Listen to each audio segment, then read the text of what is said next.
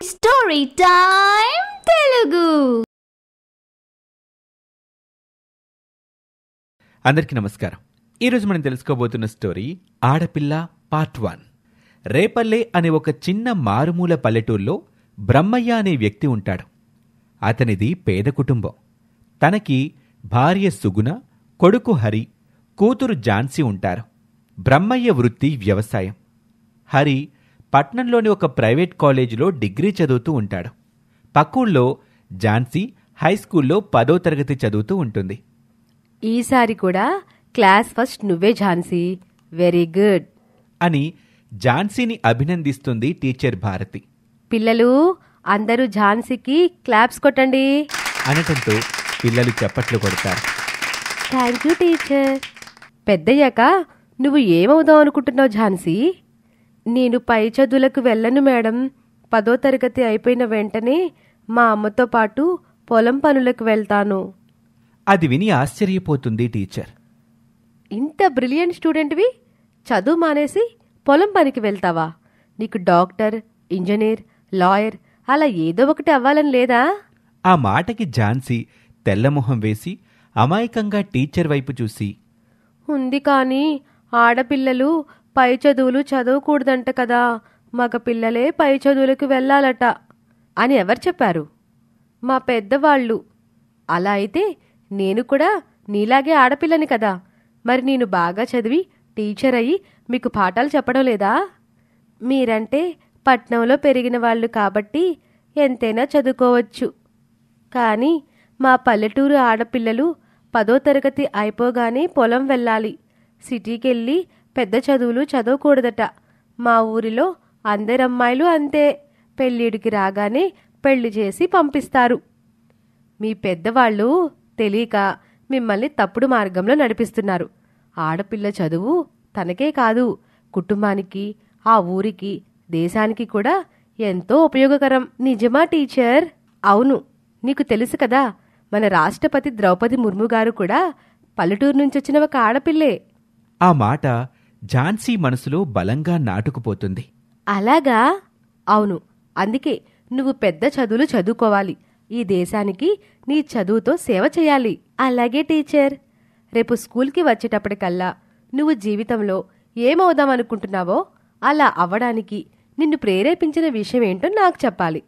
సరే టీచర్. బ్రహ్మయ్య, సుగుణ పొలంలో పనిచేస్తూ ఉంటారు. మన అబ్బాయి కాలేజ్ ఫీజు కట్టాలి, డబ్బు పంపించమని ఫోన్ చేశాడు కదా, సర్దుబాటు చేశావా? ఇంకా లేదే. ఆ సీనయ్యని అప్పడిగాను.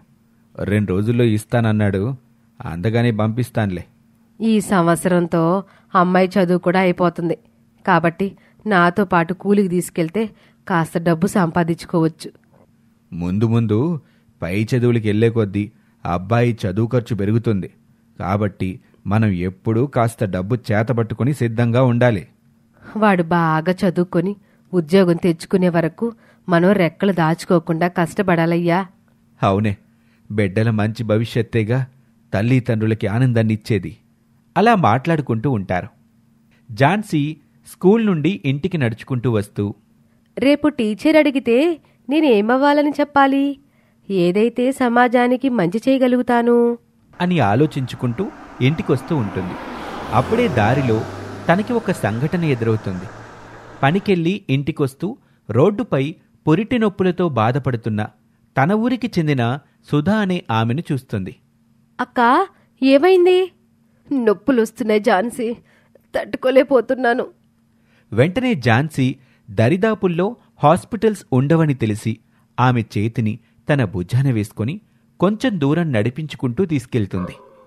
అప్పుడే అటుగా వెళ్తున్న ఆటోని ఆపి డ్రైవర్ని బ్రతిమిలాడి పక్కనున్న టౌన్కి తీసుకెళ్తుంది. అక్క, కొంచెం ఓర్చుకో, హాస్పిటల్కి వచ్చేసాం. ఝాన్సీ వెళ్లి రిసెప్షన్లో రిసెప్షనిస్టుతో ఇలా అంటుంది. సార్, మా అక్క పురిటి నొప్పులతో బాధపడుతుంది. మీ హాస్పిటల్లో అడ్మిట్ చేసుకోండి. సరేనమ్మా, ఈ ఫామ్ ఫిల్ చేసి కౌంటర్లో డబ్బు కట్టండి. నా దగ్గర డబ్బు లేవు సార్. ఈ అక్కకి ఎవరూ లేరు. వాళ్ళ ఆయన ఈమెని మోసం చేసి వెళ్ళిపోయాడు. ప్లీజ్ సార్, తనకి డెలివరీ చెయ్యండి, మీ కాళ్ళు పట్టుకుంటాను. అమ్మా, ఇది ప్రైవేట్ హాస్పిటల్. ఇక్కడ ముందు డబ్బులుంటే కానీ జాయిన్ చేసుకోరు. మీరు గవర్నమెంట్ హాస్పిటల్కి వెళ్ళండి. సార్, ఆ హాస్పిటల్ చాలా దూరం. అక్కడికి వెళ్లే వరకు ఈ అక్క నొప్పులకి తట్టుకునేలా లేదు. చూడమ్మా, మా చేతిలో ఏమీ లేదు. ఇది ప్రైవేట్ హాస్పిటల్ కదా, డబ్బులుంటేనే వైద్యం చేస్తారు. నా మాట విని ముందు మీ అక్కని గవర్నమెంట్ హాస్పిటల్కి తీసుకెళ్ళమ్మా. అప్పుడే అక్కడికొచ్చిన వాచ్మెన్, అమ్మా బయటికి పదండమ్మా, హాస్పిటల్లో పెద్ద డాక్టర్లు చూశారంటే మా మీద కోప్పడతారు అంటూ ఇద్దరినీ బయటికి తీసుకొస్తాడు వాచ్మెన్. చూడు పాప, వీళ్ళకి జాలి దయ ఉండదమ్మా. నా మాటిని ఆలస్యం చేయకుండా ఆ అమ్మాయిని గవర్నమెంట్ హాస్పిటల్కి తీసుకెళ్ళు. నా దగ్గర ఆటో ఛార్జీలకి కూడా డబ్బులు లేవు తాత. వాచ్మెన్ వెంటనే తన జేబులో నుండి కొంత డబ్బు తీసి ఝాన్సీకి ఇస్తాడు. థ్యాంక్స్ తాత అని ఆటోలో సుధని గవర్నమెంట్ హాస్పిటల్కి తీసుకుని వెళ్తుంది.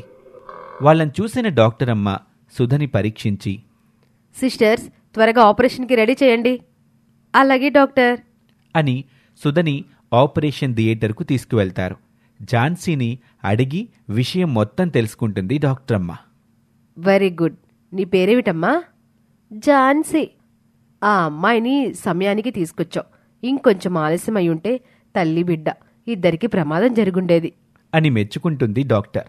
ఝాన్సీ ఊపిరి పీల్చుకొని ఆనందంగా ఇంటికి వెళ్ళిపోతుంది. అమ్మా, నేను కూడా అన్నయ్యలాగా పై చదువులు చదువుతానే. ఇదేంటే, మన కుటుంబంలో ఎవరికీ లేంది కొత్త కోరిక పుట్టుకొచ్చింది నీకు? ప్లీజ్ అమ్మా. అది విన్న బ్రహ్మయ్య, చూడు ఝాన్సీ, మన కుటుంబంలో ఆడపిల్లలు 10వ తరగతి వరకు చదవడమే చాలా గొప్ప. మన కుటుంబంలోని ఆడపిల్లల్లోనే ఎవరు చదువుకోలేదు తెలుసా? అప్పటి రోజులు వేరు, ఇప్పటి రోజులు వేరు కదా నాన్న. రోజులు మారిపోయినంత మాత్రాన మనుషులు పద్ధతులు మారతాయా ఏంటే? మరి అన్నయ్యని చదివిస్తున్నారు కదా. వాడు మగపిల్లాడు, ఈ ఇంటికి వారసుడు. నువ్వు ఏదో ఒకరోజు పెళ్లి చేసుకుని అత్తారింటికి పోయేదానివి. నీకెందుకు చదువు? వాడు చదువుకొని ఉద్యోగం చేస్తాడు. మరి నువ్వు చదువుకొని ఏం చేస్తావట? ఇంట్లో పుట్టిన పిల్లలకే మొగుడికి నాలాగా చాకిరీ చేస్తావు. ఈ మాత్రం దానికి చదువెందుకు? నేను కూడా అన్నయ్యలాగా ఉద్యోగం చేస్తాను. ఆడపిల్ల 10 మందిలో ఉద్యోగానికి వెళ్లటం మన కుటుంబంలోనే లేదు. 10 మందితో కలిసి మనం కూలీ పనికి వెళ్లడం తప్పులేనప్పుడు ఇది తప్పెలా అవుతుంది? నీ ప్రశ్నలకి సమాధానం మా దగ్గర లేదు. మన కుటుంబానికి కొన్ని పద్ధతులున్నాయి. వాటికి కళంకం తీసుకురాకూడదు, అంతే. అసలు నిన్ను 5వ తరగతిలోనే ఆపేయాల్సింది. ఏదో 10 వరకు చదువుకుంటావని బ్రతిమలాడితే ఒప్పుకున్నావు. అదే ఇప్పుడు మా తప్పయింది. చూడు, 10వ తరగతి అయిపోగానే నోరు మూసుకొని నా వెంట కూలి పనికిరా. నీ పెళ్లికి కట్నం ఇవ్వొద్దు. లేనిపోని ఆశలు పెట్టుకోకు. మా నిర్ణయంలో ఏ మార్పు ఉండదు. అసలు ఇది నీకొచ్చిన ఆలోచన అయ్యుండదులే, ఎవరో నూరు పోసుంటారు. నాకిప్పుడు అర్థమయ్యింది. నేనంటే మీకిష్టం లేదు, అన్నయ్య అంటేనే మీకిష్టం. నాకు తెలుసులే అని అలిగి లోపలికి వెళ్ళిపోతుంది ఝాన్సీ. అమ్మా ఝాన్సీ, అది కాదమ్మా, నా మాటినమ్మా. నువ్వు కంగారు పడకయ్యా, నెమ్మదిగానే తెలుసుకుంటదిలే. ఒరే హరి, ఇదిగో నువ్వు అడిగిన డబ్బు, జాగ్రత్తగా ఖర్చు పెట్టుకో. అలాగే నాన్న. బాగా చదువుకుంటున్నావా? మొన్న జరిగిన పరీక్షల్లో నేనే ఫస్ట్ వచ్చాను. మంచిదిరా, చెడు సావస్థలు గట్రా పట్టకు. అలాగే నాన్న. నువ్వు ప్రయోజకుడివైతే మా కష్టానికి తగ్గ ఫలితం దక్కుతుంది. మా ఆశలన్నీ నీపైనేరా. మీరే చూస్తారుగా నాన్న, తప్పకుండా మీ కోరిక నెరవేరుస్తాను. మన ఊర్లో మీ పేరు నిలబెడతాను. అమ్మా చెల్లిని అడిగానని చెప్పు నాన్న. అలాగేరా అని వెళ్ళిపోతాడు బ్రహ్మయ్య. భారతి ఝాన్సీ క్లాస్లో మౌనంగా కూర్చుని ఉండటం గమనిస్తుంది. ఝాన్సీ, ఇలారా. ఏంటి టీచర్, ఏంటి డల్గా ఉన్నావు? ఏమైంది? వాళ్ళింట్లో జరిగిన విషయం మొత్తం చెప్తుంది ఝాన్సీ. మీ అమ్మా నాన్న ఎప్పటినుంచో కొన్ని పద్ధతులకి అలవాటు పడినవారు కదా. సడన్గా మారటం కష్టం, టైం పడుతుంది. బాధపడకు. నీ 10వ తరగతి అయిపోయాక కూడా వాళ్ళు మారకపోతే నేనొచ్చి వాళ్ళతో మాట్లాడతానులే. Thank you teacher. సరే, నిన్న నేను చెప్పిన దాని గురించి ఆలోచించావా? ఏమవుదాం అనుకుంటున్నావు? డాక్టర్. గ్రేట్. డాక్టరే ఎందుకు అవ్వాలనుకుంటున్నావు? కారణం? ముందు రోజు ప్రెగ్నెంట్ లేడీ గురించి జరిగిన విషయం మొత్తం చెప్తుంది ఝాన్సీ. అంతేకాదు, మా ఇంట్లో బియ్యం లేకపోతే ఒక పూట తిని ఒక పూట పస్తులు ఉండేవాళ్ళం టీచర్. అదే జబ్బు చేస్తే అప్పు తెచ్చి మరీ మా నాన్న మాకు వైద్యం చేయించేవాడు. ఆ అప్పు తీర్చడానికి చాలా ఇబ్బంది పడేవాళ్ళం. అదే వైద్యం ఫ్రీగా దొరికితే ఆ పరిస్థితి ఉండదు కదా. అందుకే అంటారు, మనిషికి దేవుడు జన్మనిస్తే డాక్టర్ పునర్జన్మనిస్తాడు అని. పైగా మా ఊరు ఒక చిన్న పల్లెటూరు, మాకు హాస్పిటల్ లేదు. అందుకే నేను కూడా డాక్టర్ అయ్యి నాలాంటి ఎంతో మంది పేదవాళ్ళకి మా ఊరు లాంటి ఎన్నో పల్లెటూర్లకి వెళ్ళి ఉచితంగా వైద్యం చేయాలనుకుంటున్నాను. I'm proud of you Jhansi. నువ్వు అనుకున్నది తప్పకుండా సాధిస్తావు. నీకు నా హెల్ప్ ఎప్పుడూ ఉంటుంది. Thank you madam. కొద్ది రోజులకి ఝాన్సీ 10వ తరగతి ఫస్ట్ క్లాస్లో పాస్ అవుతుంది. స్కూల్కి ఫస్ట్ వస్తుంది. ఒకరోజు టీచర్ భారతి ఝాన్సీ వాళ్ళ ఇంటికి వస్తుంది. అమ్మా, నాన్న, ఈవిడ మా టీచర్ భారతి గారు. నమస్కారం మేడం. కూర్చోండి. మీరెట్టా వచ్చారేంటి? మీ అమ్మాయి ఝాన్సీ చాలా తెలివైన పిల్ల. తనకి చదువు బాగా వస్తుంది. మీరు కూడా చూశారుగా. తన చదువు ఇక్కడితో ఆగిపోకూడదండి. తను ఇంకా పెద్ద పెద్ద చదువులు చదవాలి. తనకి పెద్ద డాక్టర్ అవ్వాలని కోరిక. క్షమించండి, మీ మాట కాదంటున్నందుకు తప్పుగా అనుకోబాకండి. ఎంతవరకు చదివించటమే గొప్ప. పక్కనే ఉన్న పక్కింటి వ్యక్తి రాములు, బ్రహ్మయ్యే కాదండి, మా ఊళ్ళో ఏ ఆడపిల్ల ఊరు దాటి చదువుకెళ్ళటం మాకు ఇష్టం ఉండదు. ప్రపంచం ఎంతో ముందుకు పోతుంటే మీరింకా ఇలాగే ఆలోచించడం ఆశ్చర్యంగా ఉందే. పెళ్లి చేసుకొని అత్తింటికి పోయేదానికి చదువు ఎందుకు చెప్పండి? నీ కూతుర్ని కూడా నీలాగే వంటింటికి మొగుడికి సేవలు చేసే బానిసనే చేస్తానంటావేంటమ్మా? వంట చేయడం, భర్తకి సేవలు చేయడం తప్పెట్టావుద్ది కాదు.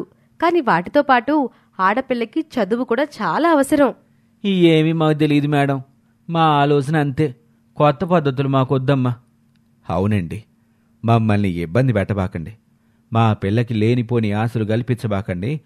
దయచేసి మీరెళ్ళండి అని అనటంతో తను చేసేదేమీ లేక భారతి అక్కడి నుంచి వెళ్ళిపోతుంది.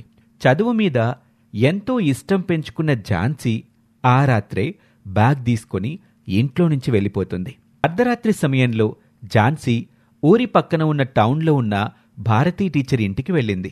టీచర్, టీచర్ అని తలుపు కొడుతుంది ఝాన్సీ. ఈ సమయంలో ఎవరై ఉంటారు అని తలుపు తీసింది భారతి. ఝాన్సీ, నువ్వా? ఈ టైంలో వచ్చావేమిటమ్మా? రేపు స్కూల్ దగ్గర కలిసిదాన్ని కదా. సరే, లోపలికి రా. ఏంటి విషయం? నేను ఇంట్లో నుండి పారిపోయి వచ్చేశాను మేడం. ఆ మాట విని షాక్ అవుతుంది భారతి. కొద్దిసేపటికి తేరుకొని, ఏంటి, పారిపోయొచ్చావా? మై గాడ్, ఎంత పని చేసావు ఝాన్సీ. మీరే చూశారుగా టీచర్, మా వాళ్ళు ఎంత బ్రతిమిలాడినా నేను చదువుకోవడానికి ఒప్పుకోవడం లేదు. అందుకని ఇలా చేస్తావా? వాళ్ళు ఒప్పుకునే వరకు సహనంగా ఎదురు చూడాలి. కానీ లేదు టీచర్, వాళ్ళు ఎప్పటికీ ఇంక ఒప్పుకోరు. ఇంత చిన్న వయసులో ఇంట్లోంచి పారిపోయొచ్చి ఏం చేద్దామని? చదువుకుంటాను టీచర్. నేను కోరుకున్నట్టు గొప్ప ప్రయోజకురాలిని అయ్యాకే మా ఊరికి తిరిగి వెళతాను. ఇదేవైనా 3 గంటల్లో అయిపోయే సినిమా అనుకుంటున్నావా? జీవితం ఒక్కసారి చేజారిపోతే మళ్ళీ తిరిగిరాదు అని టీచర్ కోప్పడుతుంది. లేదు టీచర్, అన్నీ ఆలోచించే చేశాను. అది అంత ఈజీ కాదు ఝాన్సీ. అసలు ఒక్కదానివి ఎలా చదువుకుంటావు? ఎలా బ్రతుకుతావు? పైగా మేజర్వి కూడా కాదు. ఏ వర్కింగ్ ఉమెన్స్ హాస్టల్లోనే ఉంటూ పార్ట్ టైం జాబ్ చేస్తూ చదువుకోవడానికి. ప్లీజ్ టీచర్, మీరే ఏదో ఒకటి చెయ్యండి. ఇది నా వల్ల ఏ పని కాదు ఝాన్సీ. అప్పుడు మీరే కదా టీచర్ ప్రోత్సహించారు. ఇప్పుడు కాదంటారేమిటి? అందరు ఆడపిల్లలాంటి పరిస్థితులే నీకు ఉంటాయని అలా చేశాను. కానీ నువ్వు ఇలా చేస్తావని తెలిస్తే అసలు సపోర్ట్ చేసేదాన్నే కాదు. నీకేమైనా అయితే నా వల్లే నీ జీవితం పాడైపోయిందనే గిల్టీ ఫీలింగ్ నన్ను జీవితాంతం బాధిస్తుంది ఝాన్సీ. నాకేమీ కాదు టీచర్. మళ్ళీ ఇంటికి వెళితే ఇక నా జీవితంలో ఎప్పటికీ చదువుండదు. నేను కలలు కన్నట్టు డాక్టర్ అవ్వలేను. పేద ప్రజలకు వైద్యం చెయ్యలేను. చదువు లేకుండా నేను బ్రతకలేను టీచర్. చచ్చిపోతాను. భగవంతుడా, ఈ పిల్లకి ఎలా చెప్తే అర్థమవుతుంది? బయట ప్రపంచం నువ్వనుకున్నంత మంచిగా లేదమ్మా. చాలా కష్టాలు పడతావు. నా మాట విని ఇంటికి పద. నేను మీ ఇంటి దగ్గర దిగబెడతాను. నువ్వు ఎలా చదువుకోవాలో ఆ తర్వాత ఆలోచిద్దాం. నేను వెళ్ళను టీచర్, ప్లీజ్. తల్లిదండ్రులు తోడు లేకుండా ఒక ఆడపిల్ల ఈ సమాజంలో బ్రతకడం చాలా కష్టం ఝాన్సీ. అర్థం చేసుకోమ్మా. ఒకవేళ నాకు తల్లి తండ్రి లేకపోతే, అనాథనైతే అప్పుడు కూడా ఇలాగే అనేవారా టీచర్? ఆ మాటకి ఏం సమాధానం చెప్పాలో అర్థం కాదు భారతికి. ఎంతో మంది అనాథ ఆడపిల్లలు ఈ సమాజంలోనే బ్రతుకుతూ ఈ సమాజం పెట్టే పరీక్షలను ఎదుర్కొని తట్టుకొని నిలబడి గొప్ప గొప్ప వాటిని సాధిస్తున్నారు. నేను కూడా అలాగే సాధిస్తాను టీచర్. ఒక్క క్షణం తన మాటలకి భారతి బిత్తరపోతుంది. నీ మెచ్యూరిటీ చూస్తుంటే నాకే ఆశ్చర్యం వేస్తుంది. ఎంత బాగా మాట్లాడుతున్నావు. అప్పటి వరకు వద్దని వారించిన భారతి తన మాటలు విన్నాక ఏం సమాధానం చెప్పాలో తెలియక మౌనంగా ఉండిపోతుంది. కొద్దిసేపు ఆలోచించి, సరే, నువ్వు కోరుకున్నట్టే చేద్దాం. ఆ మాటలకు ఝాన్సీ ఆనందంతో, thank you teacher, thank you. నువ్వు ఎక్కడుండాలి, ఎలా చదువుకోవాలనే విషయాల గురించి ఆలోచించడానికి నాకు కొంచెం టైం ఇవ్వు. అప్పటి వరకు నువ్వు మా ఇంట్లోనే ఉండొచ్చు. అలాగే టీచర్. ఇక మరుసటి రోజు ఉదయం నిద్రలేచేసరికి ఝాన్సీ మంచంపై ఉండదు. ఎంత పొద్దునే నిద్రలేచి ఇది ఎక్కడికెళ్ళింది అనుకుని ఝాన్సీ ఝాన్సీ అంటూ కేకలు వేస్తూ ఇంటి పరిసర ప్రాంతాల్లో వెతుకుతుంది. కాని తను కనపడదు. ఎవయోయ్ ఎవయోయ్, అమ్మాయి కనిపించడం లేదయ్యా. ఆ మాట విని ఉలిక్కిపడి లేస్తాడు బ్రహ్మయ్య. అమ్మాయి కనిపించకపోవడమేంటే, సరిగ్గా ఎతికావా? మొత్తం ఎతికానయ్యా, ఎక్కడా లేదు. ఒకవేళ తన స్నేహితులు ఎల్లగ్గానే వెళ్ళిందేమోలే, వెళ్ళి కనుక్కుందాం పదా. చెరువు వైపు వెళ్తారు. మా అమ్మాయి మీ దగ్గరికి వచ్చిందా? రాలేదంకుల్. మా అమ్మాయి నీ దగ్గరకు వచ్చిందా? నిద్ర లేచాక నేనసలు ఝాన్సీనే చూడనే లేదు. ఇక ఇద్దరూ కలిసి ఊరంతా వెతికి ఇంటికొస్తారు. కనిపించిందా? లేదు, ఎక్కడికి వెళ్ళుంటదే అని ఇద్దరూ దిగాలుగా ఆలోచిస్తూ ఉండగా ఝాన్సీ మంచంపై పెట్టిన లెటర్ కనిపిస్తుంది సుగుణకి. దాన్ని ఝాన్సీ స్నేహితురాల దగ్గరికి తీసుకువెళ్తారు. ఆ లెటర్ చదివిన ఆ అమ్మాయి, ఝాన్సీ పై చదువులు చదువుకోవడానికి మీరు ఒప్పుకోవట్లేదని ఇంట్లో నుంచి వెళ్ళిపోయింది అంకుల్. ఆ మాట విన్న బ్రహ్మయ్య, సుగుణ ఇద్దరూ షాక్ కొట్టిన వాళ్ళలాగా అయిపోతారు. ఎంత పని చేశావే ఝాన్సీ అని ఏడుస్తుంది సుగుణ. దాని మంచి కోసమే గదే మనం అలా చెప్పింది.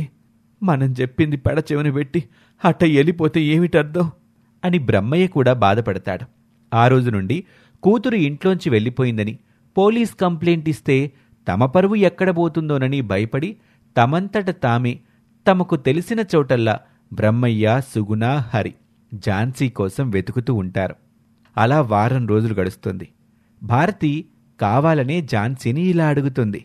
ఏంటి ఝాన్సీ, మనసు మార్చుకున్నావా? మీ ఇంటికి వెళ్తావా? నీ గురించి స్కూల్కొచ్చి మీ అమ్మా నాన్నలు నన్ను కూడా అడిగారు. కాని నీ గురించి నేనేమీ చెప్పలేదు.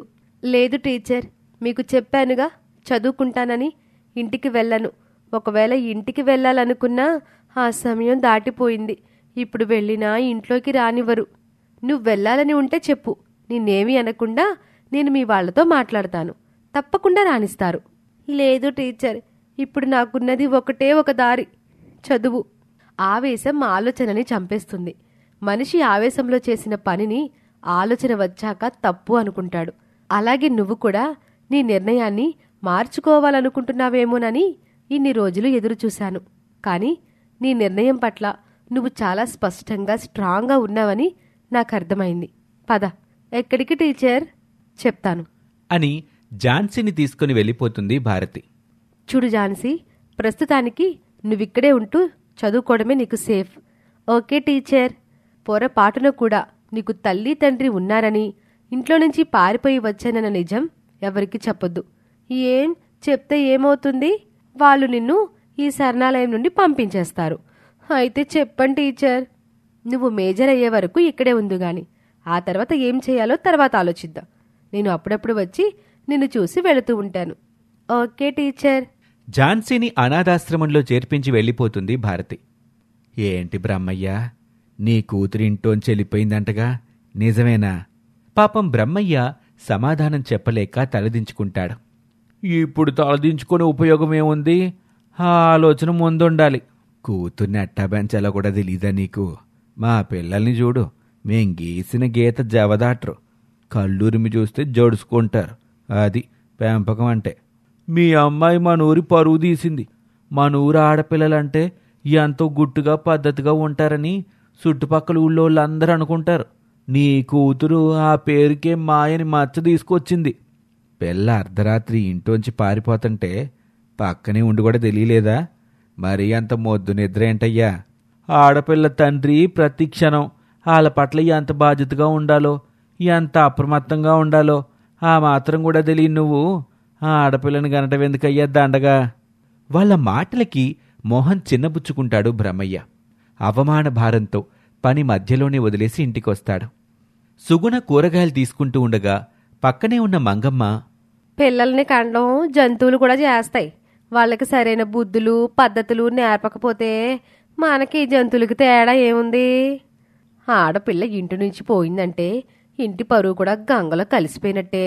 తల్లి తండ్రి కళ్ళు గప్పి అర్ధరాత్రి ఇంట్లో నుంచి వెళ్ళిపోయిందంటే అది మామూలు ఆడది కాదు. దాని గుండె ధైర్యం తాగలాడా తలచుకుంటేనే వెన్నులో వణుకు పడుతుంది. తెగించిన ఆడదానికి భయమే ఉంది చెప్పు, మనలాంటి వాళ్ళకుంటుంది గాని. ఈ వయసులోనే ఈవిడి గారి కూతురు ఇలా చేసిందంటే పెద్దయ్యాక ఇంకెలాంటి పనులు చేస్తుందో. ఊరికి ఇలాంటి దొక్కుతుంటే చాలు, ఊరికే చెడ్డ పేరు తీసుకురావడానికి. ఇంకా నయం, మన పిల్లల్ని కూడా చెడగొట్టలేదు. వాళ్ళ సూటిపోటి మాటలు తట్టుకోలేక అక్కడ్నుంచి ఇంటికొచ్చేస్తుంది సుగుణ. ఊరి వాళ్ళందరూ వాళ్ళని అలా హేళన చేస్తూ ఉండడంతో అప్పటి వరకు కూతురి జాడ ఎక్కడైనా తెలుస్తుందేమోనని వెతుకుతూ ఉన్న బ్రహ్మయ్య సుగుణలకి ఝాన్సీ మీద ఉన్న ఆ కాస్తో కూస్తో ప్రేమ కూడా అసహ్యంగా మారిపోతుంది. తనపై చాలా కోపం ఏర్పడుతుంది. చిచ్చి, అది చేసిన పనికి ఊళ్ళో తలెత్తుకుని తిరగలేకపోతున్నాను.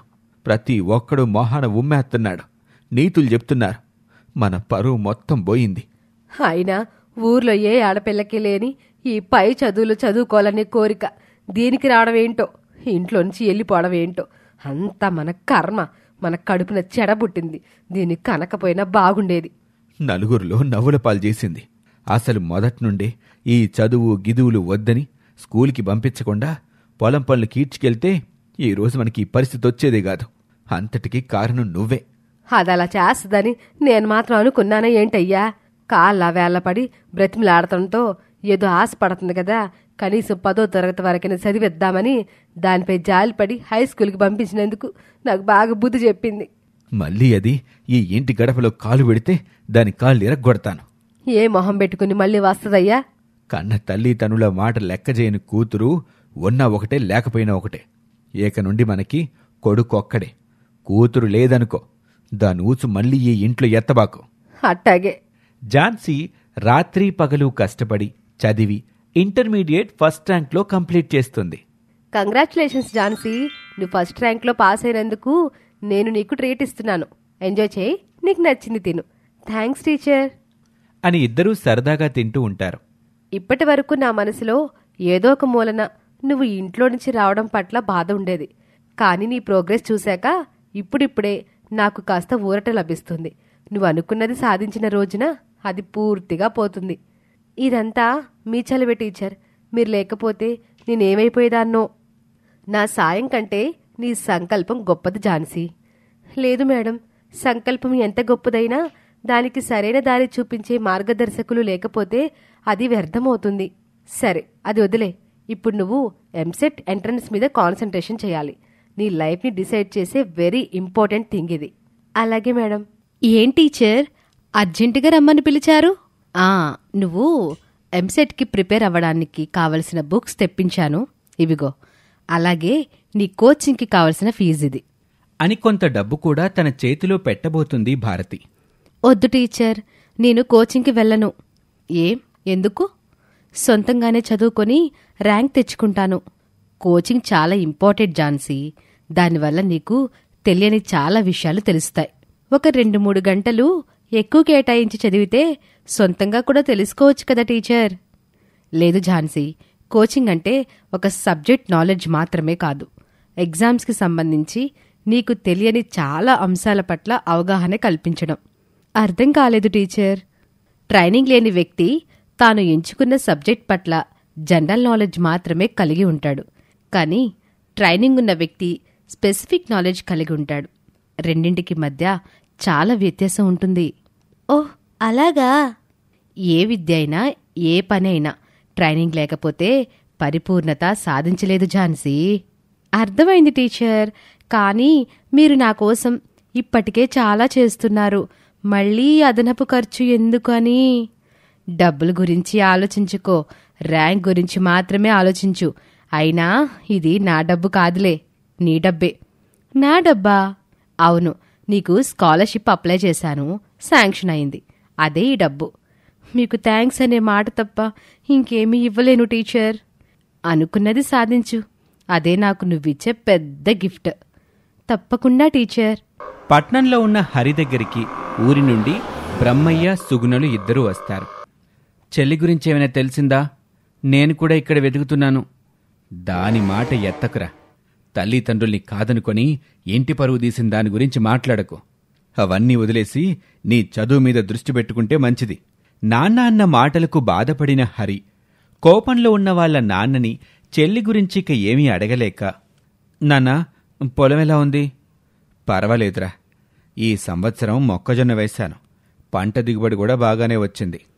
మీ నాన్నకి మోకాళ్ళ నొప్పులు వచ్చేసాయిరా, అసలు చాకరీ చేయలేకపోతున్నాడు. ఈ పరీక్షలతో నా డిగ్రీ అయిపోతుందమ్మా. పార్ట్ టైం జాబ్ చేసుకుంటూ పీజీ చదువుకుంటాను. నా చదువు కోసం మీరు డబ్బులు పంపించాల్సిన అవసరం ఉండదు. మంచి మాట చెప్పావురా. నీకు ఉద్యోగం వస్తే మేం కూడా కాస్త విశ్రాంతి తీసుకుంటాం. అలాగే అమ్మా. ఎంతైనా వాడు వారసుడే. తల్లి తండ్రి కష్టానికి తోడొచ్చేది వాడే. అవునయ్యా, ఆ మాట మాత్రం అక్షరాల నిజం. అది కొడుగ్గా నా బాధ్యతమ్మా. అయినా అబ్బాయి అమ్మాయి అనే తేడా ఈ రోజుల్లో కూడా ఏంటమ్మా? ఇద్దరూ సమానమే. సమానం ఎలారా? నువ్వు మాతోనే ఉండి మాకు తోడుగా ఉంటావు. ఆడపిల్ల పెళ్లి చేసుకుని వెళ్ళిపోతుంది. ఇందులో ప్రత్యేకంగా అబ్బాయి గొప్పతనమేముంది నాన్నా? మొదట్నుంచి మన ఆచారం అలా ఉంది. అలా కాకుండా పెళ్ళయ్యాక అబ్బాయే భార్యతో పాటు అత్తారింటికి వెళ్ళాలి, అమ్మాయి పెళ్లి చేసుకుని పుట్టింట్లోనే తల్లిదండ్రుల దగ్గర ఉండాలి అని మన పెద్దలు పాటించుంటే వేరేలా ఉండేది కదా. సర్లేరా, ఇప్పుడు ఆ గోల్ దేనికి గాని? ఖర్చులకి డబ్బులు కావాలన్నావుగా, ఇవిగో ఇవి ఉంచు అని కొంత డబ్బులు హరిజేబులో పెడతాడు. నానా హరి, నీకిష్టమని ముద్దపప్పు, ఆవకాయ, నెయ్యి చేసి తెచ్చాను. రా తిందుగాని, చేతులు కడుక్కుని రా బాబు. ఆహా, అయితే ఒక పట్టు పట్టాల్సిందే. ఆ హాస్టల్లో ఫుడ్ తిని తిని నోరు చప్పబడిపోయింది అని తృప్తిగా భోజనం చేస్తాడు హరి. ఇక ఝాన్సీ నిద్ర ఆహారం మానేసి మరి రాత్రింబవళ్ళూ కష్టపడి చదువుతూ ఉంటుంది. ఆశ్రమంలోని ఒక అమ్మాయి, అక్కా, నాకీ డౌట్ చెప్పవా? అలాగే అని తన డౌట్ క్లియర్ చేసి పంపిస్తుంది. అప్పుడే అక్కడికొచ్చిన వార్డెన్, మరీ ఇలా చదివితే నీ ఆరోగ్యం పాడైపోతుందమ్మా, కాస్త దాన్ని కూడా చూసుకోవాలి కదా. నా ఆరోగ్యం పోయినా పర్వాలేదు మేడం, ఎట్టి పరిస్థితుల్లో ర్యాంక్ అయితే సాధించాలి. నీకు చదువు పట్ల ఉన్న తపన చూస్తుంటే నాకు ముచ్చటేస్తుంది ఝాన్సీ. నీకు చదువు అంటే ఎంత ఇష్టమో అర్థమవుతుంది. నువ్వు తప్పకుండా ర్యాంక్ సాధిస్తావు. Thank you madam. ముందు నువ్వు వెళ్ళి భోజనం చేసి వచ్చి చదువుకో. Okay madam. ఒకరోజు బ్రహ్మయ్య ఇంటి పక్కింటతనైన రాములు కూతురైన దివ్య, నాన్న, నాకు చదువుకోవాలనుంది, పొలం పని చెయ్యను, నేను హైస్కూల్కి వెళతాను. చదువు లేదు, ఏమీ లేదు, నోరు మూసుకొని పొలానికి పో. మీరిలా అంటే నేను కూడా ఆ ఝాన్సీ అక్కలాగే ఇంట్లో నుంచి పారిపోతాను. కాళ్ళు విరగ్గొట్టి పొయ్యిలో పెడతాను, జాగ్రత్త. ఆ ఝాన్సీని చూసి నీకు కూడా తెక్క తెక్క ఆలోచనలు వస్తున్నట్టున్నాయి. ఆ మాటలకు దివ్య ఏడుస్తుంది. ప్లీజ్ నాన్న, నా ఇష్టం నీకు అక్కర్లేదా?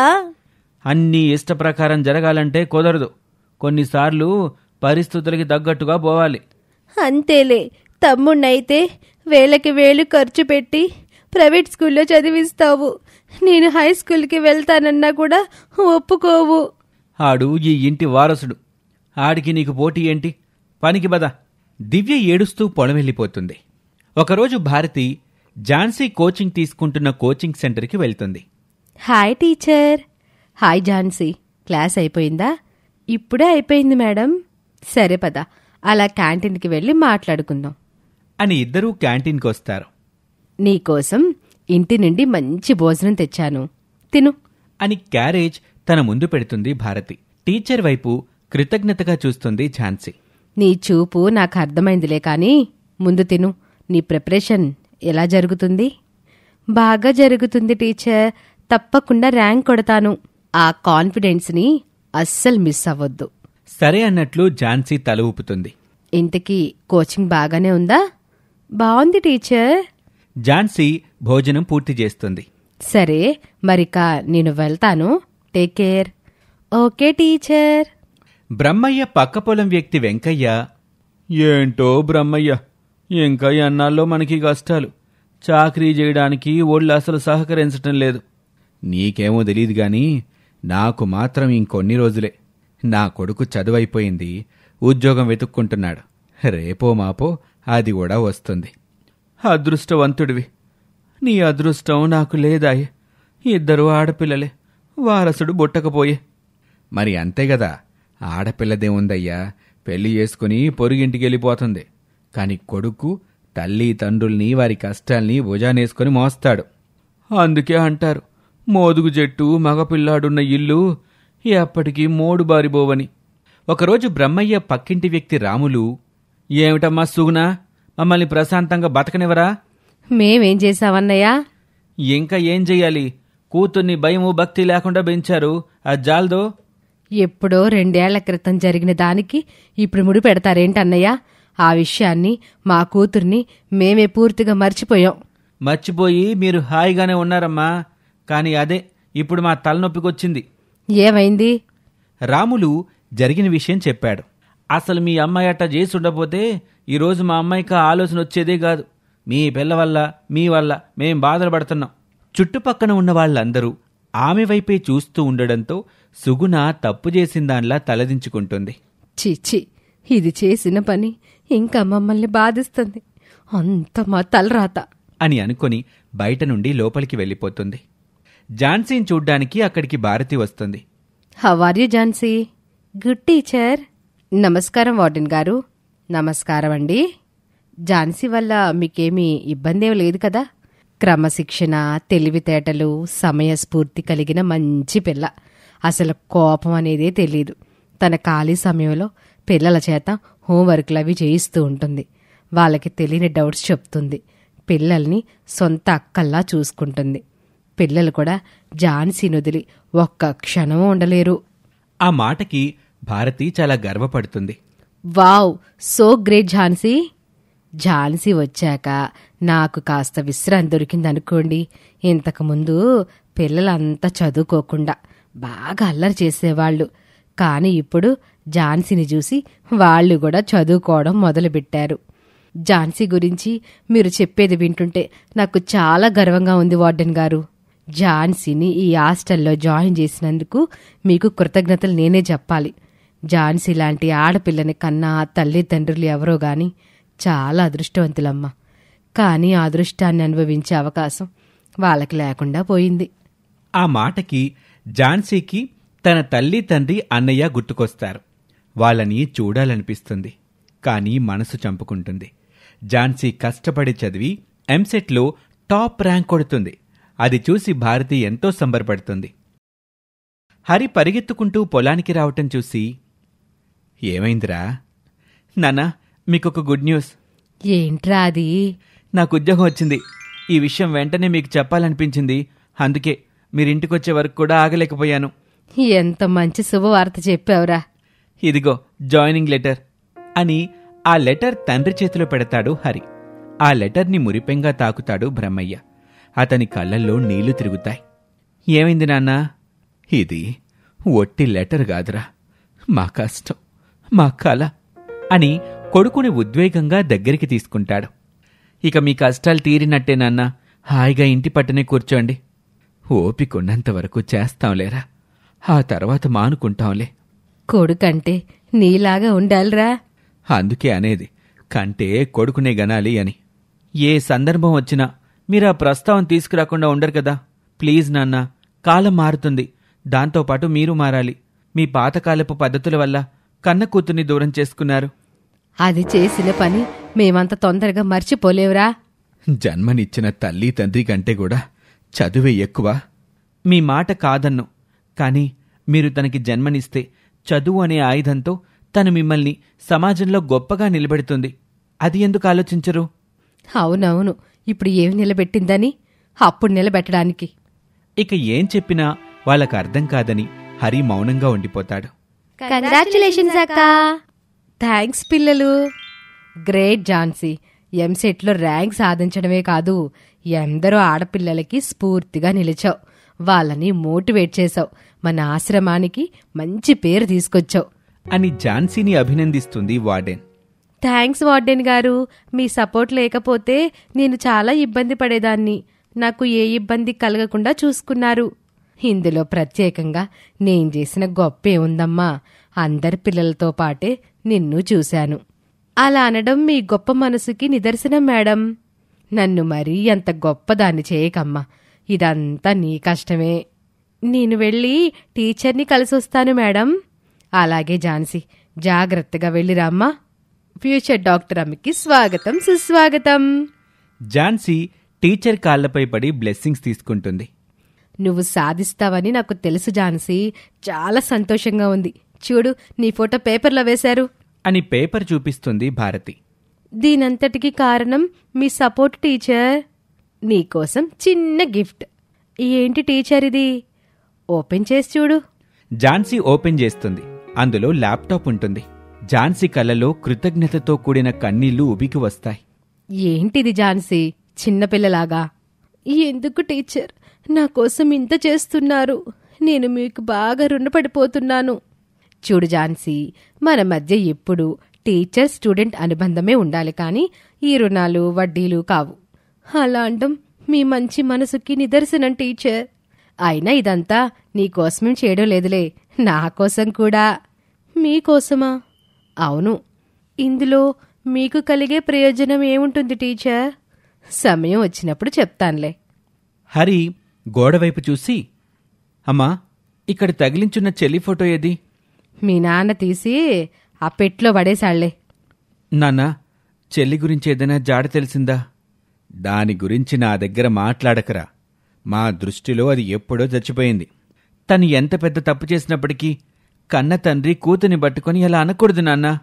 నీ చెల్లెలు చేసిన పనికి ఊర్లో నేను మీ నాన్న ఎన్ని అవమానాలు పడ్డావో నీకు తెలీదురా? చెల్లి ఇంట్లోంచి వెళ్ళిపోయింది చదువు కోసమే కదమ్మా. అదేమంత పెద్ద తప్పు కాదు. నీకు తప్పు కాకపోవచ్చురా, మాకది తప్పే.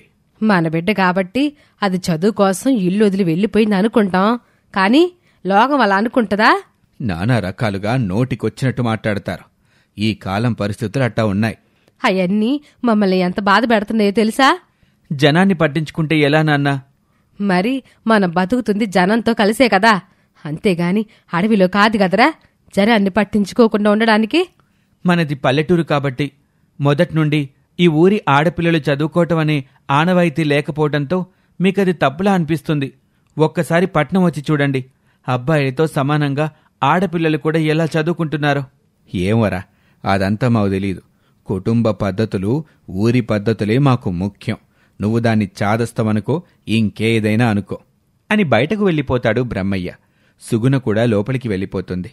ఝాన్సీ ఫోటో పేపర్లో పడ్డం చూసి ఊరి వాళ్ళందరూ ఆశ్చర్యపోతారు. అరే, ఈ పిల్ల మన బ్రహ్మయ్య కూతురు ఝాన్సీ గదా? అవును, ఈ ఫోటో కిందేదో రాసుంది అని ఆ మ్యాటర్ చదివి, ఝాన్సీ ఆశ్రమంలో ఉండి చదువుకుంటూ పరీక్షలో ఫస్ట్ ర్యాంక్ సాధించిందంట, అందుకే ఫోటో పేపర్లో వేశారు. అలాగా, ఈ విషయం బ్రహ్మయ్యకి చెప్దాం పద అని వస్తూ ఉండగా వారికి రోడ్డుపై బ్రహ్మయ్య కనిపిస్తాడు. ఓ బ్రహ్మయ్య, ఓ బ్రహ్మయ్య! ఎందుకట్టా కేకలు పెడుతున్నారు?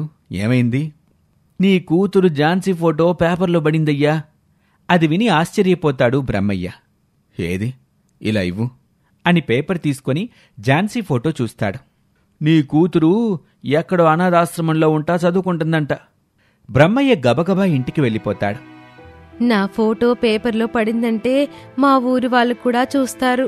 మా అమ్మ నాన్నకు కూడా ఈ విషయం తెలిసే అవకాశం ఉంటుంది అని ఝాన్సీకి డౌట్ వస్తుంది. వెంటనే భారతి దగ్గరికి బయలుదేరుతుంది ఝాన్సీ. ఏంటి ఝాన్సీ, ఏదో అర్జెంటుగా మాట్లాడాలన్నావు? నా ఫోటో పేపర్లో పడిందంటే నేనెక్కడున్నానో మా అమ్మ నాన్నకి తెలిసిపోతుంది.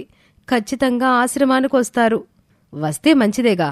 నిన్ను అర్థం చేసుకుని ఇంటికి తీసుకుని వెళ్ళి నీకు నచ్చినట్టుగా చదివిస్తారు. లేదు టీచర్, చదివించరు. ఇంటికి తీసుకువెళ్ళి బలవంతంగా నాకు పెళ్లి చేస్తారు. వాళ్ళ గురించి నాకు బాగా తెలుసు. ఇంత దూరం వచ్చినా నా ప్రయాణం నీరు కారిపోతుంది. అయితే వెంటనే నీ ప్లేస్ మార్చాలన్నమాట. అని అనుకొని అప్పటికప్పుడు ఇద్దరూ ఆశ్రమానికి వస్తారు. వార్డెన్ గారు, ఝాన్సీని నాతో పాటు తీసుకెళ్ళిపోతున్నాను. ఇప్పుడెందుకండి? మరికొద్ది రోజుల్లో ఎంబీబీఎస్లో జాయిన్ అవ్వాలి. అప్పుడు ఎలాగో తను మాకు దూరమైపోతుంది కదా. ఆ విషయాలన్నీ మీకు తర్వాత వివరంగా చెప్తాను. ఇప్పుడు టైం లేదండి, ప్లీజ్. ఇంకో విషయం, ఝాన్సీ గురించి ఎవరైనా వచ్చి ఏమైనా వివరాలు గాని అడిగితే ఏం చెప్పకండి మేడం, ప్లీజ్. అలాగే, తీసుకెళ్ళండి. వార్డెన్, పిల్లలు ఝాన్సీ వెళ్తుంటే చాలా బాధపడతారు. నేనప్పుడప్పుడు వస్తూ ఉంటాను పిల్లలు. ఉంటాను మేడం. మంచిదమ్మా ఝాన్సీ, మమ్మల్ని మర్చిపోకు. భారతి ఝాన్సీని తీసుకుని వెళ్ళిపోతుంది. ఏంటి సుగునా, నీ కూతురు ఝాన్సీ జాడ తెలిసిందంట కదా? తెలిసింది. మరి ఎప్పుడు తీసుకొస్తున్నారు ఇంటికి? సుగుణ ఏ సమాధానం చెప్పాలో తెలియక అక్కడి నుంచి వెళ్ళిపోతుంది. ఇప్పుడేం చేద్దామయ్యా? తనెక్కడుందో తెలిసింది కాబట్టి వెళ్ళి తీసుకొద్దాం. రానంటే? మనం మారిపోయామని తను చదువుకోవడానికి ఒప్పుకుంటున్నట్టు నమ్మిచ్చి తీసుకొద్దాం. దానిపైన ఆశలు వదిలేసుకున్నాం. దాని తిప్పలేవది పడుతుందని వదిలేస్తే మళ్ళీ ఈ బాధ ఏంటయ్యా మనకి? మళ్ళీ ఇంటికి తీసుకురావడం ఎందుకు? నేను అట్టాగే అనుకున్నాను. కాని ఊరి వాళ్ళేమో ఇన్నాళ్ళు మీ అమ్మాయి ఎక్కడుందో తెలియదు గాని ఇప్పుడు కూతురు జాడ తెలిసి కూడా పట్టించుకోకుండా గాలి కొదిలేస్తున్నామని నలుగురు 4 రకాలుగా అనుకుంటున్నారు. బయటికి వెళ్తే చాలు నన్ను కూడా అదే అడుగుతున్నారు. అయినా ఎవరూ లేని దానిలా అనాథాశ్రమంలో ఉండి చదువుకొని ఎవరినుద్ధరించాలంట? అందుకే తీసుకొచ్చి పెళ్లి చేసేద్దాం. దాని మంచి కోసమే కదా ఇదంతా. సరేనయ్యా, పద వెళ్దాం అని ఇద్దరూ ఆశ్రమానికి బయలుదేరుతారు. బాధాకరమైన విషయం ఏంటంటే అందరూ ఝాన్సీ అనాథాశ్రమంలో ఉంటుంది అని మాట్లాడుకుంటున్నారే కాని తన ర్యాంకు గురించి కాని తన ప్రతిభ గురించి కాని ఆ ఊళ్ళో ఎవ్వరూ గుర్తించటం లేదు. డబ్బులు కట్టి ఇక్కడ జాయిన్ చేయడం ఎందుకు టీచర్? వేరే అనాథాశ్రమంలో చేర్పిస్తే సరిపోయేది కదా. మొదట నేను కూడా అలాగే అనుకున్నాను ఝాన్సీ. కాని తర్వాత మీ అమ్మా నాన్న అక్కడికి కూడా వస్తారేమో అని డౌట్ వచ్చింది. అవును టీచర్, అదే నిజమే. నేను ఆలోచించనే లేదు. పోనీ నా ఇంట్లో ఉంచుకున్న ప్రమాదమే. ఆ వార్డెన్ నా పేరు చెప్తే మీ వాళ్ళు నేరుగా నా ఇంటికి కూడా వస్తారు, నువ్వు దొరికిపోతావు. అందుకే నిన్ను ఇక్కడ జాయిన్ చేశాను. మీ వాళ్ళకి దీని మీద అనుమానమే రాదు. అర్థమైంది టీచర్. నేను అప్పుడప్పుడు వచ్చి నిన్ను చూసి వెళుతూ ఉంటాను, ఓకేనా? Okay teacher. కంగారు పడకు. నువ్వు కాలేజీలో జాయిన్ అయితే ఎలాగో కాలేజ్ హాస్టల్ ఉంటుంది కాబట్టి అప్పుడు ఇక ఏ ఇబ్బంది నీకుండదు. అలాగే టీచర్. భారతి వెళ్ళిపోతుంది. సుగుణ, బ్రహ్మయ్య అనాథాశ్రమానికి వస్తారు. ఎవరండి మీరు? మేము మా అమ్మాయి కోసం వచ్చామండి. మీ అమ్మాయి కోసమా? అవును. మీరు పొరపాటున వేరే అడ్రస్కి వచ్చినట్టున్నారు. తల్లి తండ్రి లేనటువంటి పిల్లలుండే అనాథాశ్రమం ఇది. తెలిసే వచ్చాం. అయినా మీరుండగా మీ అమ్మాయి అనాథగా ఇక్కడెందుకుంటుంది? మా అమ్మాయి చదువుకోవడానికి మేం ఒప్పుకోలేదని 2 సంవత్సరాల క్రితం ఇంట్లో నుండి పారిపోయొచ్చింది. ఇప్పుడు మేం మారిపోయాం. మా అమ్మాయి చదువుకోవడానికి ఒప్పుకుంటున్నాం. అసలు మీ అమ్మాయి ఇక్కడే ఉందని మీకెలా తెలుసు? పేపర్లో తన ఫోటో చూశాం అని వాళ్ళ దగ్గరున్న న్యూస్ పేపర్ చూపిస్తారు. అది చూసి షాక్ అవుతుంది వార్డెన్. ఏంటి, ఈ అమ్మాయి మీ అమ్మాయా? అవును, పంపిస్తే మాతో తీసుకెళ్తాం. వార్డెన్కంతా అయోమయంగా ఉంటుంది.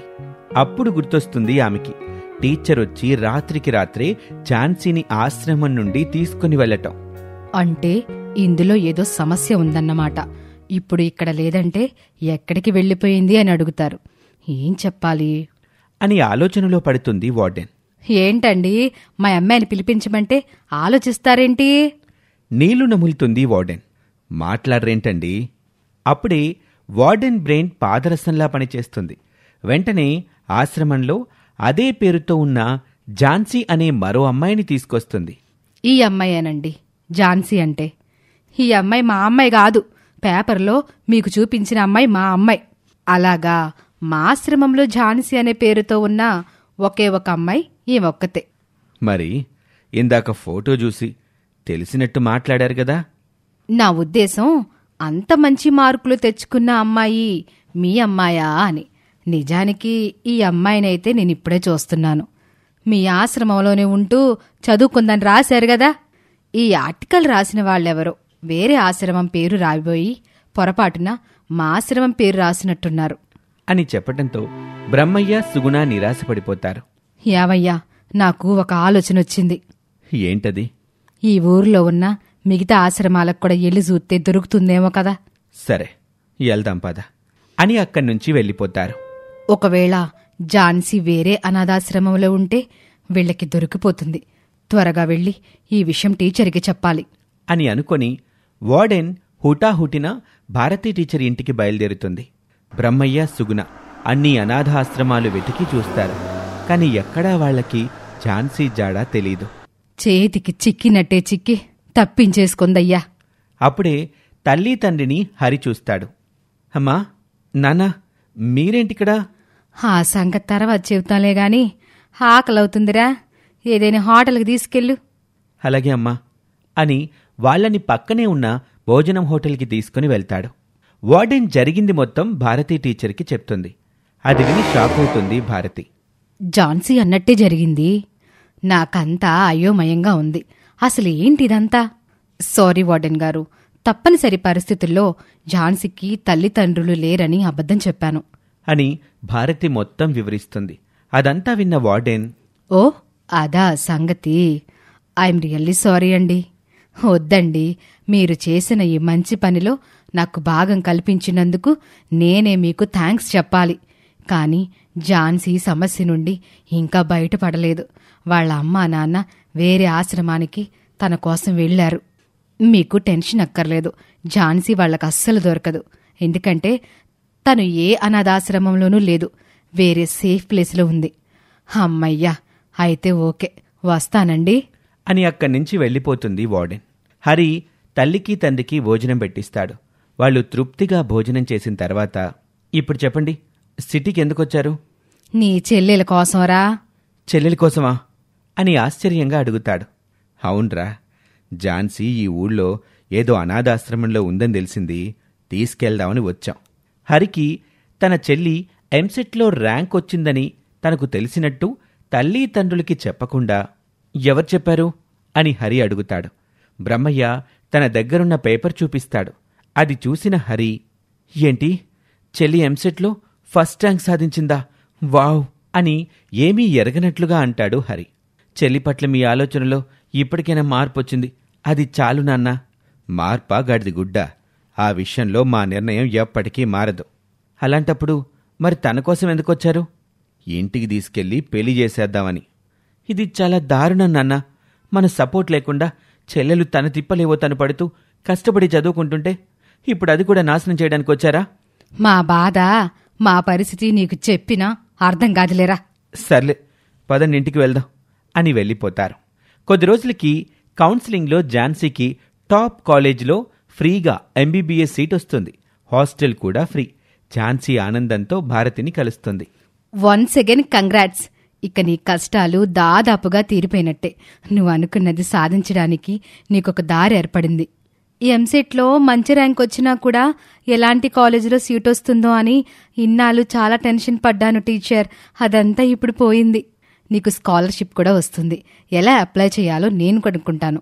Okay teacher. అలా ఝాన్సీ తన ఎంబీబీఎస్ చదువును మొదలు పెడుతుంది. శ్రద్ధగా కష్టపడి చదువుతూ తన లక్ష్యం వైపు దూసుకెళ్తూ ఉంటుంది. చెల్లి ఖచ్చితంగా ఏదో ఒక వర్కింగ్ ఉమెన్స్ హాస్టల్లో ఉండి చదువుకుంటూ ఉండొచ్చు.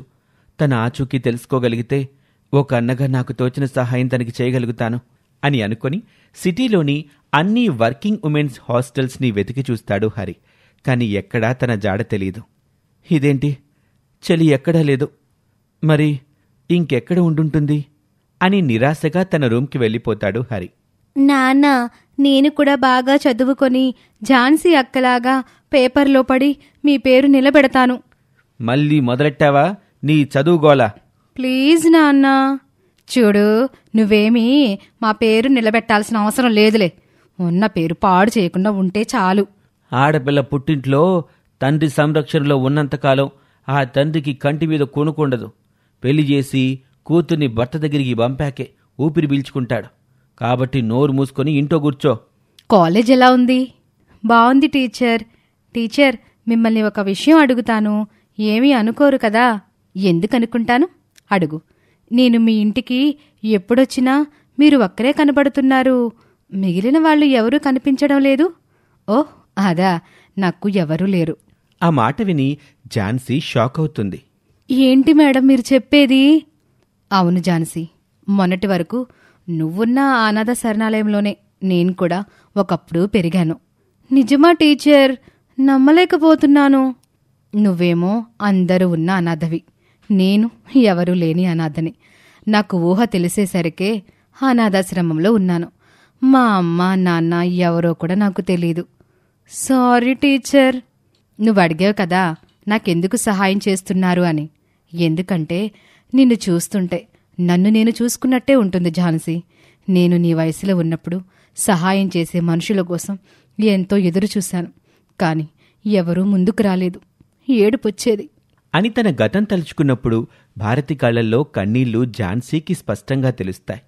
అప్పుడు మీరు ఎంత బాధ అనుభవించారో మీ కళ్ళల్లో తెలుస్తుంది టీచర్. మీ గతం అడిగి మిమ్మల్ని బాధ పెట్టినందుకు సారీ టీచర్. పర్వాలేదులే ఝాన్సీ, ఆ బాధ ఎలా ఉంటుందో అనుభవించిన దాన్ని. ఇప్పుడు నీకు అదే బాధ కలిగితే చూస్తూ ఎలా ఊరుకుంటాను? నీకు సహాయం చేస్తుంటే నాకు నేను సహాయం చేసుకున్నట్టే ఉంటుంది ఝాన్సీ. మనసుకి ఎంతో తృప్తిగా అనిపిస్తుంది. నేను చాలా లక్కీ టీచర్, మీరు నాకు దొరికారు. అలా టీచర్ సాయంతో ఝాన్సీ తన ఎంబీబీఎస్ని ఫస్ట్ క్లాస్లో పూర్తి చేస్తుంది. ఝాన్సీ ఎంబీబీఎస్ పట్టా అందుకుంటుంది. ఎంబీబీఎస్ పట్టా తీసుకొచ్చి టీచర్ చేతిలో పెట్టి, ఇది మీది టీచర్ అని ఆవిడ కాళ్లపై పడి బ్లెస్సింగ్స్ తీసుకుంటుంది. ఏంటిది ఝాన్సీ? ఇప్పుడు నువ్వొక డాక్టర్వి, ఇలా చేయకూడదు. ఈ క్షణం నా మనసు అనుభవిస్తున్న ఆనందాన్ని మాటల్లో చెప్పలేనిది టీచర్. అది నీ కళ్ళల్లో స్పష్టంగా తెలుస్తుంది. తలుచుకుంటేనే అసలిది కళా నిజమా అనిపిస్తుంది. నా జీవితంలో ఇలాంటి రోజంటూ ఒకటుండాలని కోరుకున్నాను, కానీ అది ఖచ్చితంగా జరుగుతుందని అసలు అనుకోలేదు. నీ హార్డ్ వర్క్, డెడికేషన్, కాన్ఫిడెన్స్ ఇవే నిన్ను ఈ స్థాయిలో ఉంచాయి. సాయం చేసేవాళ్లు ఉన్నా కూడా దాన్ని సరిగా సద్వినియోగపరుచుకునే వాళ్ళు లేనప్పుడు ఆ సహాయానికి విలువుండదు. అవును టీచర్ అన్నట్టు ఝాన్సీ తల ఊపుతుంది. ఝాన్సీని ఆ డ్రెస్లో చూసి వార్డెన్, సాధించావమ్మా, చాలా గర్వంగా ఉంది. మీ అందరి సపోర్టే ఈరోజు నా ఈ ఎదుగుదలకి కారణం మేడం. కంగ్రాచ్యులేషన్స్ అక్కా. థ్యాంక్స్ పిల్లలు. మేడం, పిల్లల హెల్త్ చెకప్ కోసం ప్రతి నెల హెల్త్ క్యాంప్ని కండక్ట్ చేస్తాను. మంచిదమ్మా. వెళ్ళొస్తాను మేడం. అలాగే. ఝాన్సీ ఒక ప్రైవేట్ హాస్పిటల్లో ట్రైనీ డాక్టర్గా విధులు నిర్వహిస్తూ ఉంటుంది. ఆ ఊళ్ళోని జనం ఒక కొత్త వ్యాధితో బాధపడుతూ ఉంటారు. హాస్పిటల్కి వెళ్ళి వైద్యం చేయించుకోవాలంటే చాలా దూరం. అందరం చాలా ఇబ్బంది పడుతున్నాం సర్పంచ్ గారు. ఏం చేయమంటారు? ఎన్నిసార్లు గవర్నమెంట్కి అర్జీలు పెట్టినా ఎవ్వరూ పట్టించుకోవటం లేదు. అట్టకంటే ఎలా సర్పంచ్ గారు? మన ఊరి సరైన వస్తువుల్లేని ఒక మారుమూల పల్లెటూరు. దానివల్ల ఇక్కడికొచ్చి మనకి వైద్యం చేయడానికి ఏ డాక్టర్ కూడా ముందుకు రావటం లేదు. ఏంటి రేపల్లె గ్రామం సిచ్యువేషన్ చాలా దారుణంగా ఉందంట సార్. ఇంత నష్టం జరుగుతుంటే అక్కడికి మీ డాక్టర్స్ ఎవరు ఎందుకు వెళ్ళటం లేదు? భయపడుతున్నారు సార్.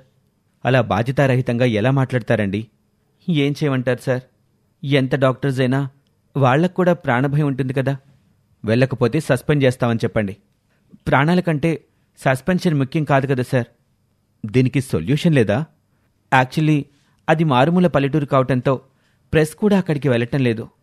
సో ఈ ఇష్యూ పబ్లిక్ అయ్యే ఛాన్స్ ఎట్టి పరిస్థితుల్లోనూ లేదు. కాబట్టి మనం దీన్ని చూసి చూడనట్టు వదిలేయటం తప్ప ఏమీ చేయలేం. అక్కడ పోయేది మనుషుల ప్రాణాలండి. అలా మాట్లాడడానికి మీకు మనసెలా వచ్చింది? Sorry sir.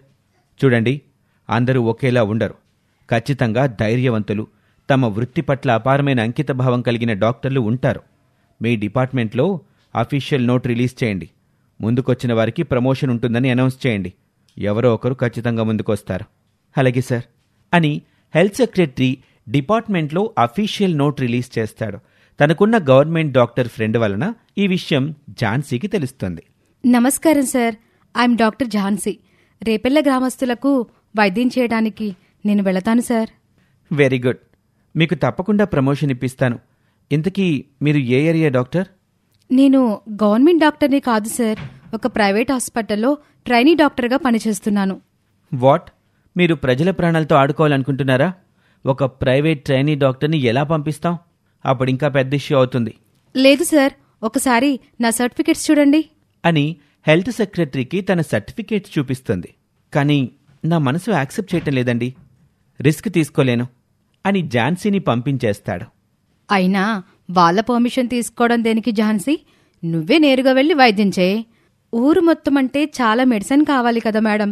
నేను వ్యాధి నిర్ధారణ చేసి ప్రిస్క్రిప్షన్ ఇవ్వగలను, కానీ మెడిసిన్ ఇచ్చే స్తోమత నా దగ్గర లేదు కదా.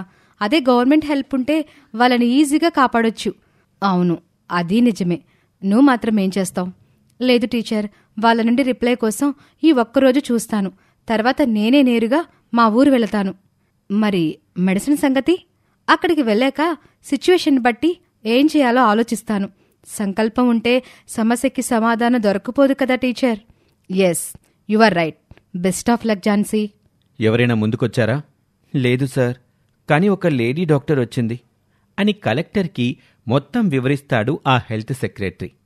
ఆమె కాన్ఫిడెన్స్ చూస్తుంటే నాకు నమ్మకం కలుగుతుంది. పైగా తను టాప్ మార్క్స్తో పాస్ అయింది. చూడండి సెక్రటరీ గారు, మనకి ఆప్షన్ లేనప్పుడు రిస్క్ తీసుకోక తప్పదు.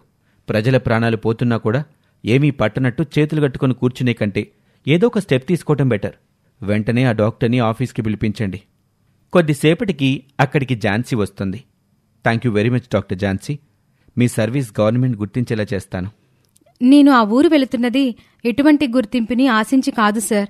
మానవత్వం ఉన్న సాటి మనిషిగా, ఒక డాక్టర్గా ప్రాణాలు కాపాడడం నా బాధ్యత, కర్తవ్యం కూడా. అప్పుడే నేను వేసుకున్న ఈ స్టెథోస్కోప్కి ఒక సార్థకత. బై ద వే, అది నా సొంత ఊరు కూడా. ఆ మాటలు విన్న కలెక్టర్ ఝాన్సీ సిన్సియారిటీకి చాలా సంతోషిస్తాడు. కలెక్టర్ వెంటనే ఝాన్సీకి కావాల్సిన మెడిసిన్ వ్యాన్ ఏర్పాటు చేయటంతో అది తీసుకొని ఆ ఊరికి వెళ్తుంది ఝాన్సీ. ఇక ఊళ్ళోకి వెళ్ళగానే సర్పంచ్తో పాటు ఊరి జనం అందరూ ఝాన్సీని డాక్టర్గా రావటం చూసి ఆశ్చర్యపోతారు. అమ్మా ఝాన్సీ, నువ్వా? మమ్మల్ని కాపాడ్డానికొచ్చిన డాక్టర్ అమ్మవి? అవును సర్పంచ్ గారు. ఎన్నాళ్ళు నిన్ను ఊరంతా తప్పుగా అర్థం చేసుకుంది. మమ్మల్ని క్షమించమ్మా. పర్వాలేదు సర్పంచ్ గారు. ఝాన్సీ ఊరి సెంటర్లోనే టెంటు వేసుకుని క్యాంపుని ఏర్పాటు చేసి వ్యాధి బారిన పడిన వాళ్ళకి వైద్యం చేస్తూ ఉంటుంది. మరోపక్క ఝాన్సీ పక్కింటివాడైన రాములు ఈ విషయం చెప్పడానికి బ్రహ్మయ్య ఇంటికి వెళ్తాడు. ఇదిగో బ్రహ్మయ్య, మనకి వైద్యం చేయడానికి మన ఊరికొచ్చిన ఆ డాక్టర్ ఎవరో కాదయ్యా, నీ కూతురు ఝాన్సీనే. అది విని షాక్ అవుతారు బ్రహ్మయ్య, సుగుణ, హరి. నిజంగానా? నిజమేనయ్యా, కావాలంటే మీరే వచ్చి చూడండి. ఇది నిజంగా మనకి గర్వకారణం నాన్న. పదండి వెళ్ళి చెల్లించుద్దాం. ఏ మొహం పెట్టుకుని అక్కడికి రమ్మంటావురా? దాన్ని ఎప్పుడైనా కనీసం అర్థం చేసుకోవడానికి కూడా మేం ప్రయత్నించలేదు. ఆడపిల్లకి చదువెందుకని చిన్న చూపు చూశాం. అది ఎక్కడో ఆశ్రమంలో ఉందని తెలిసి కూడా తీసుకొచ్చి పెళ్లి చేసి పంపేద్దాం అనుకున్నామే గాని పేపర్లో తన ఫోటో పడ్డానికి కారణమైన తన ప్రతిభని గుర్తించలేకపోయాం.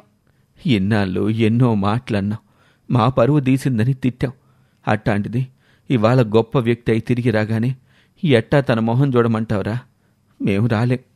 మీరు రాకపోయినా నేను మాత్రం వెళ్తాను అంటూ చెల్లెల దగ్గరికి వెళ్తాడు హరి. అన్నయ్యా అంటూ పరిగెత్తుకుంటూ వెళ్ళి అన్నయ్యని పట్టుకుని ఏడుస్తుంది ఝాన్సీ. నీకోసం నేను ఎంతో వెతికాన్రా, కానీ ఎక్కడా నీ జాడ తెలియలేదు. అసలు ఇన్నాళ్ళు ఎక్కడున్నావు? ఎక్కడ చదువుకున్నావు? అదంతా పెద్ద కథలే అన్నయ్య, తర్వాత చెప్తాను. అమ్మా నాన్నకి ఇంకా నాపై కోపం పోలేదా? అదేమీ లేదు చెల్లి, నీకు మొహం చూపించలేక రాలేదు అంతే. అయితే పద, నేనే మన ఇంటికొస్తాను అని చెప్పి అన్నతో పాటు ఇంటికి వెళ్తుంది ఝాన్సీ. సుగుణ, బ్రహ్మయ్య కూతురిని చూసి కన్నీళ్లు పెట్టుకుంటారు. కూతురిని పట్టుకుని సుగుణ ఇలా బాధపడుతుంది. నీ మనసు అర్థం చేసుకోలేని ఈ మూర్ఖపు తల్లి తండ్రిని క్షమించమ్మా. ఏం చేస్తే మా పాపం పోతుందమ్మా? అంత మాట అనకండి నాన్న. ఊర్లోని అందరిలాగే మీరు ఆలోచించారు. ఇందులో మీ తప్పే ఉంది. తల్లిదండ్రులు తనని అర్థం చేసుకుని మళ్లీ తనని దగ్గరికి తీసుకున్నందుకు ఝాన్సీ చాలా సంతోషపడుతుంది. ఝాన్సీని పూర్తిగా తీసుకొని మరికొందరు గవర్నమెంట్ డాక్టర్లు ఆ ఊరికి వైద్య సేవలు అందించడానికి వస్తారు. అందరూ కలిసి కొద్ది రోజుల్లోనే ఊరి వాళ్ళందరికీ వైద్యం చేసి వాళ్ల ప్రాణాలు కాపాడుతారు. దేవతల మమ్మల్ని కాపాడావమ్మా అంటూ ఊరివారంతా కలిసి కృతజ్ఞతలు తెలుపుకుంటారు ఝాన్సీకి. ఇక తాను ఊరు వదిలి వెళ్ళిపోయినప్పుడు తప్పుగా మాట్లాడిన వాళ్లంతా తమ తప్పుని క్షమించమని అడుగుతారు. బంగారం లాంటి కూతుర్ని గన్నావయ్యా బ్రహ్మయ్య, సుగుణమ్మా నీ కూతురు బంగారం అని వాళ్ళని పొగుడుతారు. చూశారమ్మా, ఇన్నాళ్ళు మిమ్మల్ని తిట్టిన వాళ్ళ చేతే మిమ్మల్ని పొగిడేలా చేసింది మీ కూతురు. నిజమేరా. మీ కొడుకు మహా అయితే మీ వంశాన్ని నిలబెట్టాడేమో, కాని మీ కూతురు మీకు కీర్తి ప్రతిష్టలు తెచ్చిపెట్టింది. అవునరా, మూర్ఖుణ్ణి. నువ్వు చెప్పినా అర్థం చేసుకోలేకపోయాను. ఎన్నాళ్ళు ఆడపిల్లకి చదువు అనవసరం అనుకొని పొరపాటు పడ్డాం. నా కూతురు చదువుకుంటానని ఎన్నోసార్లు బ్రతిమిలాన్నా నేను కూడా ఒప్పుకోలేదు. అది తప్పని చెప్పి నీ చదువుతో మా కళ్ళు తెరిపించావు ఝాన్సీ. మా ఆలోచనలన్నీ మార్చావమ్మా. అప్పుడే అక్కడే ఉన్న సర్పంచ్ ఇలా అంటాడు. ఊరి జనాలందరికీ ఒక మాట చెప్తున్నాను వినండి. ఇకనైనా మనందరం ఈ అర్థం పర్థం లేని పద్ధతుల్ని వదిలేద్దాం. ఇక నుంచి మన ఊరి ఆడపిల్లలు కూడా వాళ్ళకిష్టం ఉన్నంత వరకు పై చదువులు చదువుకోవచ్చు. ఎందుకంటే ఆడపిల్లలు కూడా మగపిల్లల కంటే ఎందులోనూ తక్కువ కాదు. తమ లక్ష్యం సాధించటానికి ఎంతైనా కష్టపడతారన్న దానికి మన డాక్టర్ ఝాన్సీనే నిదర్శనం. ఆ మాటలకు అందరూ ఆనందంతో చప్పట్లు కొడతారు. విషయం తెలుసుకున్న కలెక్టర్ ఝాన్సీకి ఆ ఊళ్ళో సన్మాన సభ ఏర్పాటు చేస్తాడు. వేదికపై బ్రహ్మయ్య, సుగుణ, టీచర్, వార్డెన్ కూడా ఉంటారు. ఝాన్సీని సన్మానించిన collector, thank you so much Jhansi garu. No sir, it's my responsibility. మీ ప్రాణాల్ని పణంగా పెట్టి ఈ ఊళ్ళోని ఎందరో ప్రాణాలు కాపాడమే కాక ఈ ఊళ్ళోని ఎందరో ఆడపిల్లలు పై చదువులు చదువుకోటానికి నాంది పలికి వారి జీవితాలకి వెలుగునిచ్చిన మీ వ్యక్తిత్వం నాకెంతగానో నచ్చింది. ఇకపైన మీకు నా నుండి గాని ప్రభుత్వం నుండి గాని ఎలాంటి సహాయం కావాలన్నా అడగండి ఝాన్సీ గారు, తప్పకుండా నెరవేరుస్తాం. Thank you so much collector garu. నాకంటూ పర్సనల్గా ఎలాంటి సహాయం అవసరం లేదండి. కానీ ప్రభుత్వం వారికి నాదొక విన్నపం. అత్యవసర పరిస్థితుల్లో వైద్యం అందక ఎంతోమంది ప్రాణాలు పోగొట్టుకుంటున్నారు. అందుకే దయచేసి మా గ్రామ ప్రజలతో పాటు చుట్టుప్రక్కల గ్రామాలకు సరిపోయిన సమయంలో వైద్యం అందే విధంగా మా గ్రామంలో హాస్పిటల్ కట్టించవలసిందిగా ప్రభుత్వం వారిని కోరుకుంటున్నాను అని ఝాన్సీ అనగానే వెంటనే కలెక్టర్, తప్పకుండా ఝాన్సీ గారు, నిస్వార్థమైన మీ ఆశయాన్ని నిలబెట్టడానికి ప్రభుత్వం వారితో మాట్లాడి తొందరలోనే మీ ఊరికి గవర్నమెంట్ హాస్పిటల్ కట్టిస్తాం అని కలెక్టర్ అనగానే ఊరి వాళ్ళందరూ సంతోషంతో చప్పట్లు కొడతారు. అన్నమాట ప్రకారం అతి కొద్ది రోజుల్లోనే ఆ ఊళ్ళో హాస్పిటల్ని నిర్మించి వైద్యానికి అవసరమైన ఆధునిక పరికరాలను కూడా ఏర్పాటు చేస్తారు. ప్రభుత్వం వారు ఝాన్సీ సర్వీస్ని గుర్తించి గవర్నమెంట్ డాక్టర్గా అదే హాస్పిటల్లో అపాయింట్ చేసి ఆ హాస్పిటల్ ముఖ్య బాధ్యతల్ని డాక్టర్ ఝాన్సీకి అప్పజెప్పి అవసరమైన మరికొందరి డాక్టర్స్ని కూడా అపాయింట్ చేస్తుంది ప్రభుత్వం. కేవలం ఒక హాస్పిటల్ మాత్రమే కాదు, కలెక్టర్ గారి సహాయంతో ఆ ఊరికి కావాల్సిన తాగునీరు, రోడ్ల సదుపాయాలు కూడా కల్పించబడతాయి. ఇవన్నీ చూస్తున్న ఊరి ప్రజలు ఎంతగానో సంతోషపడుతూ ఇవన్నీ రావటానికి కారణమైన ఝాన్సీని ఎంతగానో మెచ్చుకుంటారు. ఇది వాల్టి కథ. మరొక ఆసక్తికర కథలో మళ్ళీ కలుద్దాం. మీ అభిప్రాయాన్ని కామెంట్ రూపంలో చెప్పండి. మా ఛానల్ ఇప్పటివరకు మీరు సబ్స్క్రైబ్ చేసుకోకపోతే మరిన్ని ఆసక్తికర కథల కోసం వెంటనే సబ్స్క్రైబ్ చేసుకొని ఆ పక్కనే ఉన్న బెల్ ఐకాన్ని క్లిక్ చేయండి. Thank you for watching.